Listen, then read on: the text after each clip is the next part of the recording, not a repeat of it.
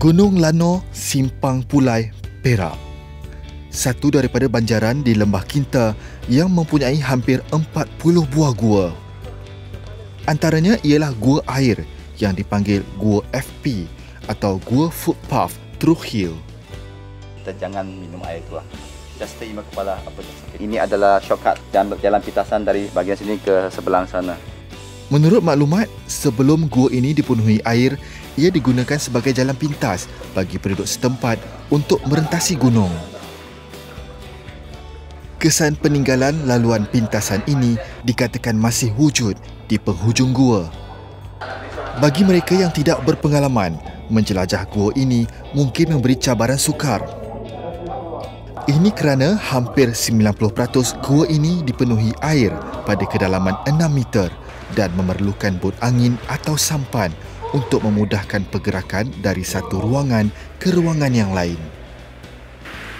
Wah. Baik, ini merupakan chamber kedua untuk gua air. Dan menurut Abang Don, mereka kalau nak masuk ke sini, selalunya mereka akan masuk pada waktu malam. Kerana waktu malam, kelawar dah banyak yang keluar untuk mencari makan. Sebab kalau tak, mereka akan dihujani dengan najis-najis kelawar yang ada beratus-ratus, mungkin beribu dekat atas sana.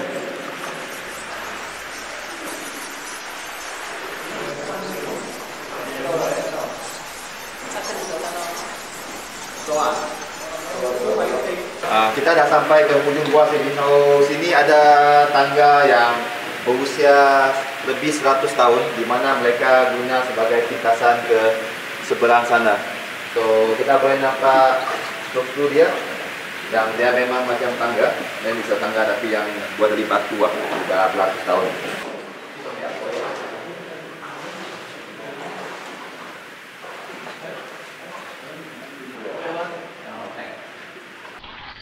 Boleh kan sini?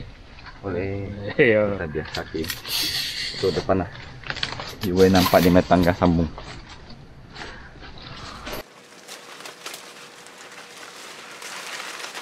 Walaupun laluan ini sudah tidak digunakan lagi sejak lebih 100 tahun lalu, tangga ke laluan pintas ini masih jelas kelihatan. Ia berpenghujung di sebuah kawasan tadahan air berhampiran kuari di sebalik gunung yang dahulunya adalah tanah lapang.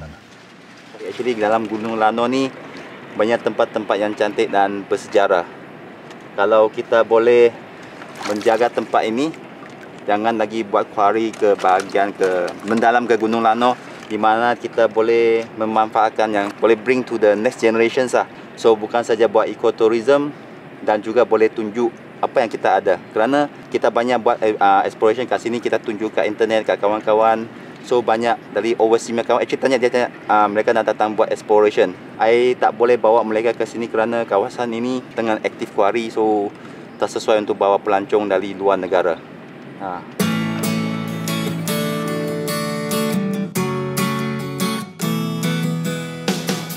Menurut Lee, Gua FP ini juga berpotensi untuk menjadi kawasan melakukan aktiviti selam gua berikutan penemuan tinggalan sejarah. Untuk merasai sendiri cabaran dan keajaiban dunia gua bawah air, kru Majalah 3 turut mencari keberanian untuk menyelam sendiri ke dasarnya. Untuk menyelam di dalam gua, penyelam haruslah diiktiraf dan mempunyai lesen sebagai penyelam gua. Oleh sebab itu, untuk perkongsian pengalaman ini, selaman hanya dilakukan pada kedalaman 2 meter dengan mengikuti talian keselamatan.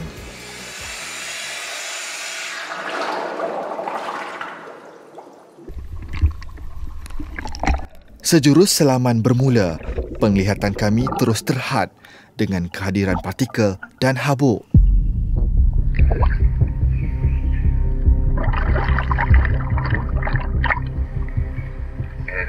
Pista cantik, so kita kembali ya. Okey, kita balik ke line. Belum balik ke line. Beberapa minit cuma, namun kekangan ini membuatkan kami terpaksa berpatah balik. Menurut Lee, kekangan visual sebegini antara cabaran yang perlu dihadapi penyelam gua, termasuk beliau sendiri.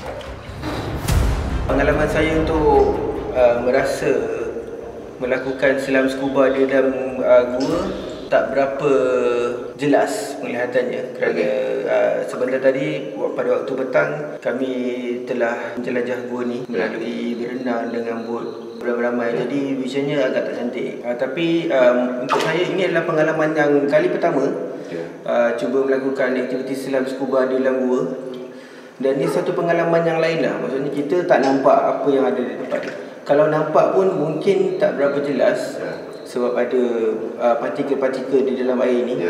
Dan yang penting kena berani, dan communication di antara penjelam-penjelam ni kena betul lah.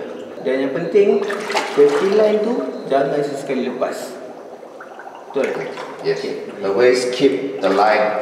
Kalau macam Sinowis kita always have to follow the line.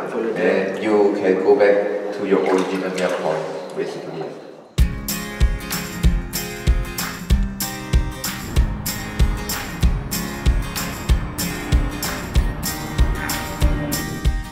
Gua Masurat Lembah Kinta, antara gua yang dibuka kepada orang awam untuk menjelajah beberapa laluan yang terdapat di sini, dengan setiap daripadanya memberikan pengalaman yang berbeza.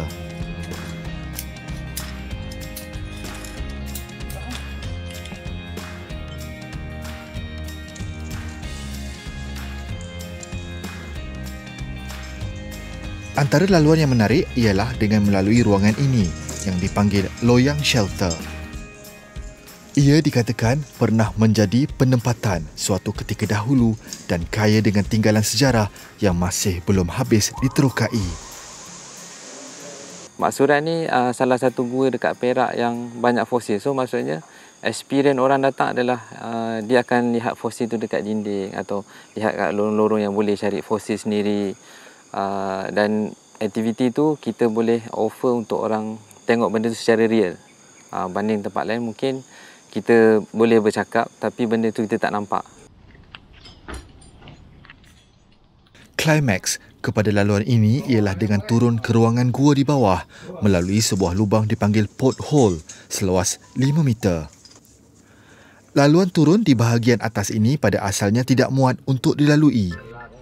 Ia kemudian diperbesarkan bagi membolehkan ianya dibuka sebagai satu laluan alternatif.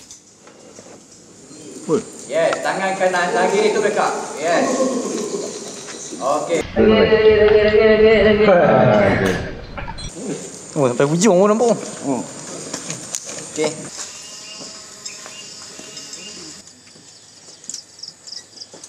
Okay. Kita sampai dekat satu side ni. So dekat sini kita ada 3. Kita kategorikan sebagai rock art lah. Ini 1, ini 2 dan ini 3. So bila kita tengok pada rock art ni adalah menunjukkan satu kawasan tu pernah didiami. Jadi penempatan dan sebagainya. So bila bentuk rock art ni dia dah menunjukkan ada satu budaya. So ikut kajian dia punya usia dia boleh mencecah kepada 200 ke 300 tahun. Selain rock art, antara perkara yang menarik ialah pembentukan stalaktit yang terbentuk tidak lurus ke bawah. Kejadian stalaktit bengkok ini dikatakan berpunca daripada aktiviti bakteria dan kulat di hujung stalaktit yang cuba untuk bergerak ke arah cahaya matahari. Sambung jalan ni.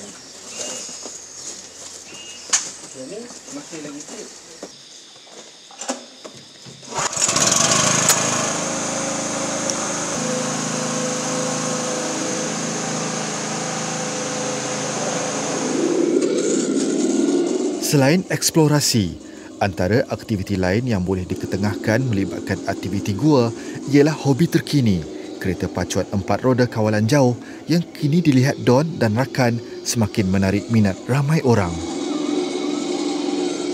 Aktiviti baru yang kami akan buat dekat Mak Surat adalah sebenarnya adalah cadangan dan idea daripada komuniti RC atau remote control punya game. Kita akan buat 2 hari 1 malam program tu, dengan kita akan buat road dengan laluan baru untuk aktiviti kereta kontrol. So kita bagi experience untuk orang dia bermain dalam gua, dan road tu memang dah sedia ada, cuma kita buka kepada open public.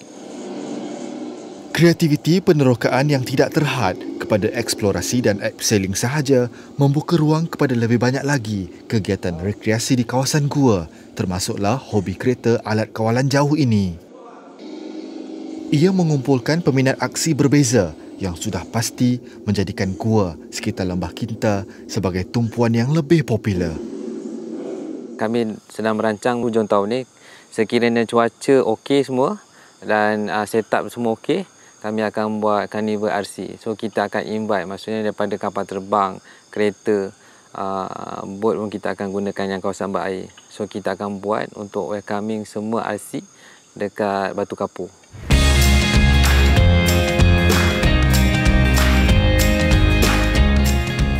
Melalui aktiviti selaman gua, pelbagai penemuan baharu dapat diterokai.